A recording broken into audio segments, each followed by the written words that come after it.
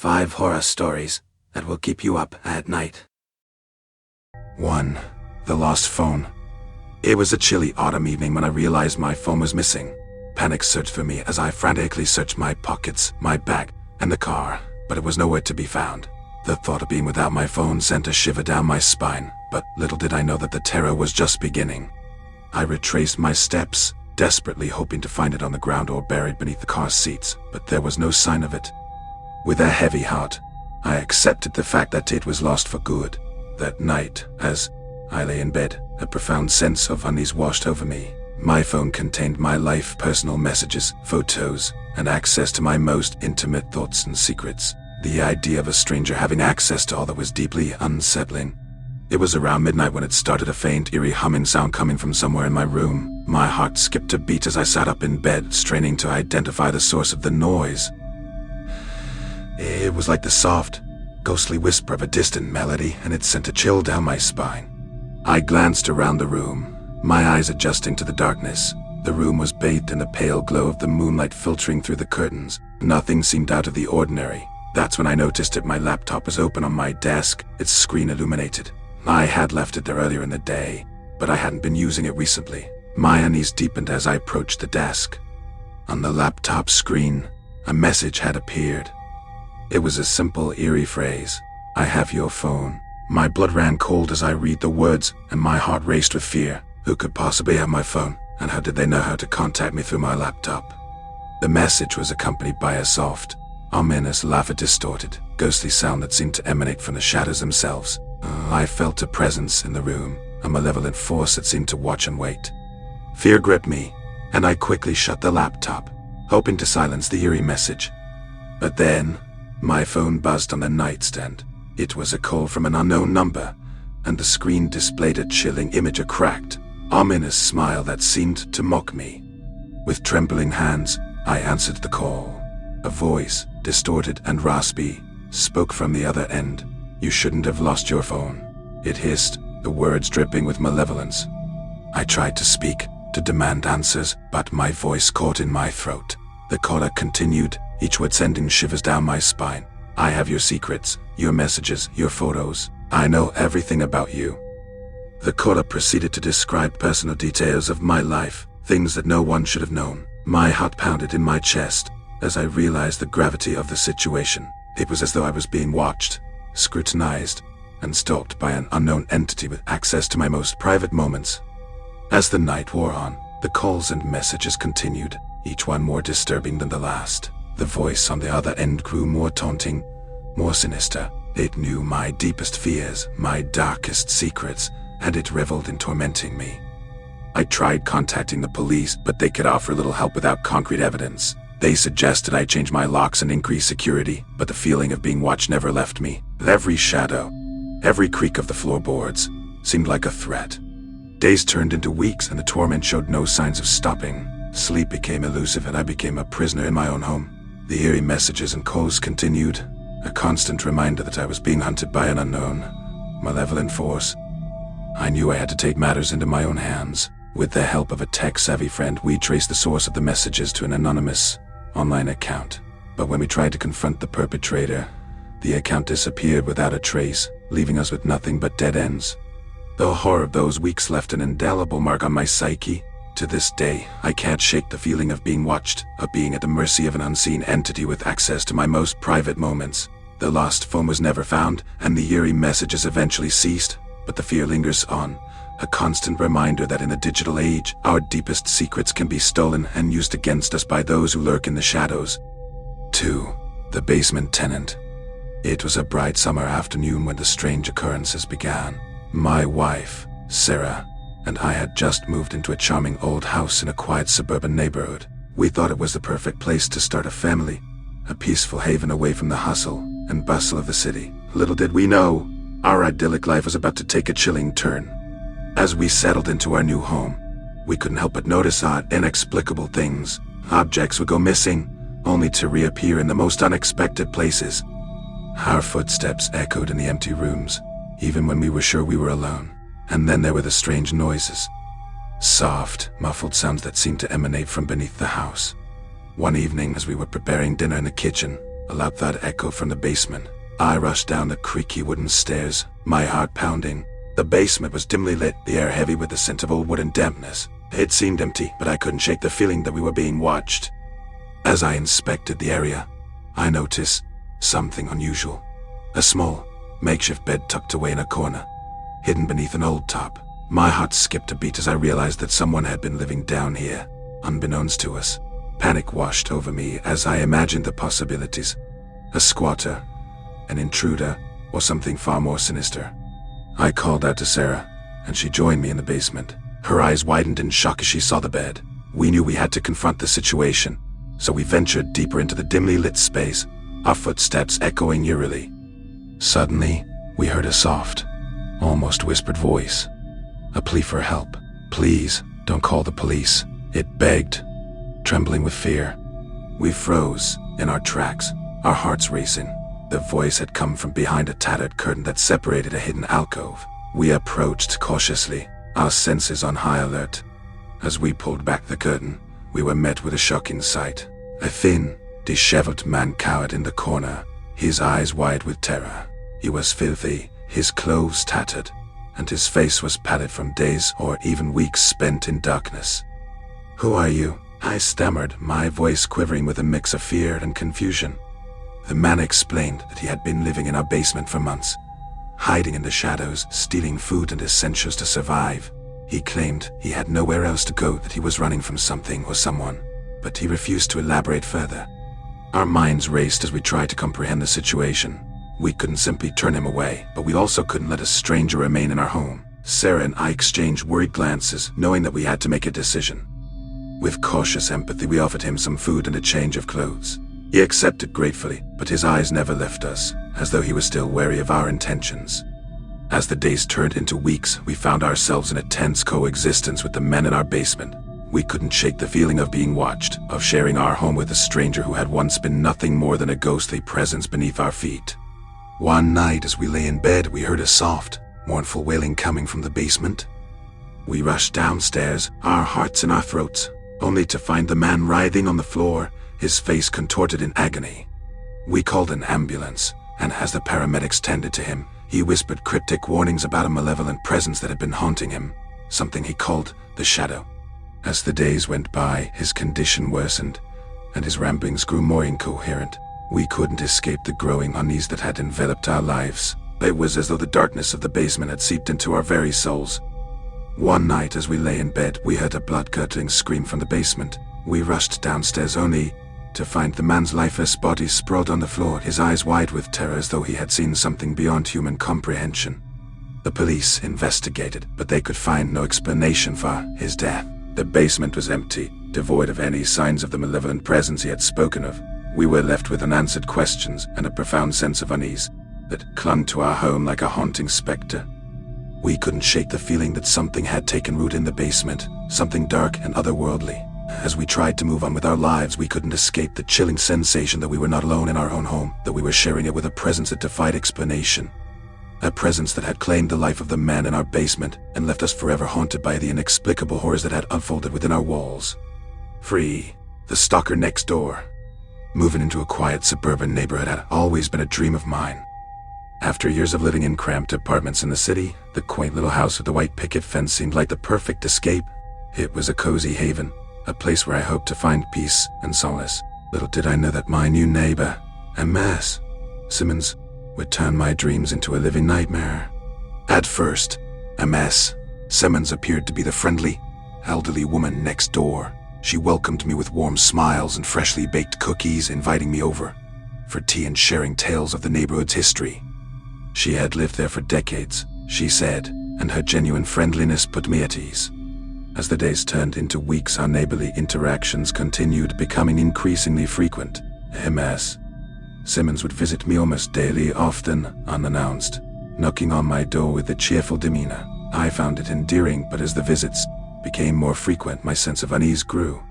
One evening, as I was watching television, I heard a soft, almost imperceptible sound coming from the other side of the wall that separated our houses. It was like a gentle tapping, barely audible, but it sent a shiver down my spine. I dismissed it as my imagination and continued with my evening. But the tapping persisted. always at odd hours when I was alone in my house. I couldn't shake the feeling that I was being watched, that someone was observing my every move. The sensation was suffocating, and I began to lose sleep, my nights filled with restless anxiety. One day, Miss Simmons invited me into her home. Reluctantly, I accepted, hoping to alleviate my growing concerns. Her house was a quaint, cluttered space, filled with antiques and old family photographs. She served tea and continued to regale me with stories of the neighborhood's past. But as I looked around, I noticed something unsettling. An entire wall covered in photographs of me. They were candid shots, taken from various angles and distances. Some showed me through my windows, others captured me in my garden, and a few even featured me inside my own home. My heart raced as I realized the extent of her obsession. I confronted her, demanding an explanation. She dismissed my concerns with an eerie smile, claiming she had taken the photographs out of neighborly curiosity. Her words sent a chill down my spine. I decided to involve the police, but when they questioned Miss Simmons, she feigned innocence, producing a well-crafted alibi and offering explanations that left them no choice but to leave her be. It was as though she had anticipated my every move. As time went on, her intrusions escalated. She would leave unsettling notes in my mailbox, filled with cryptic messages and disturbing drawings. She even began mimicking my daily routines, mirroring my every move from her side of the fence. My life had become a never-ending nightmare, with Miss Simmons as the relentless antagonist. She seemed to relish in my fear and discomfort, her presence a constant, oppressive weight on my sanity. One night as I lay awake in bed, I heard a soft, rhythmic tapping on my bedroom window. My heart raced as I pulled back the curtains, revealing the unsettling sight of Miss Simmons standing in my yard, a manic grin on her face. Her eyes locked onto mine, filled with an unhinged intensity that sent a wave of terror through me. I called the police once more, but by the time they arrived, Miss Simmons had disappeared. They warned her to stay away, but her obsession with me showed no signs of abating. Desperate for a solution, I decided to sell my beloved home and move far away from that nightmare of a neighborhood. As I packed my belongings, I couldn't help but feel a sense of relief, knowing that I was finally escaping the clutches of my relentless stalker.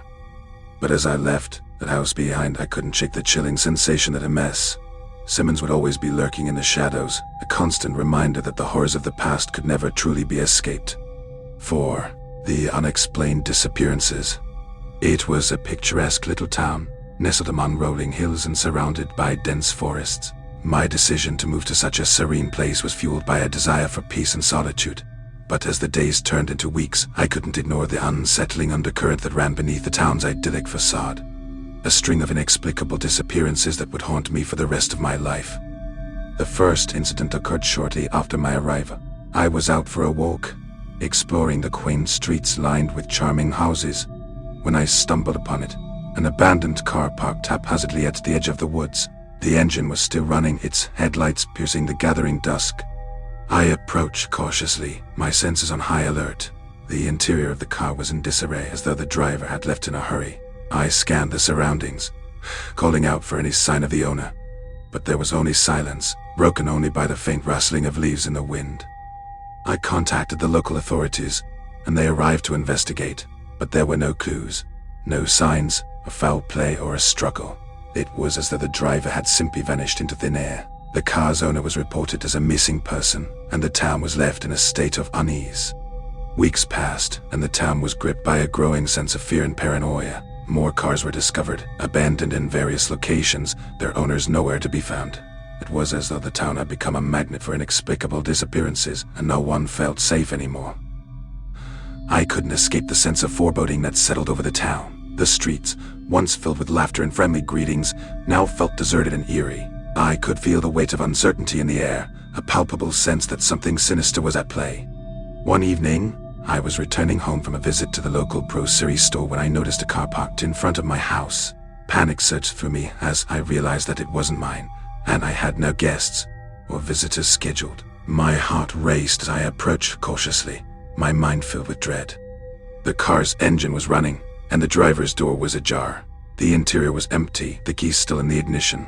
I called out, but there was no response. Fear gnawed at me as I stepped closer, the sinking feeling that I was about to discover something horrifying.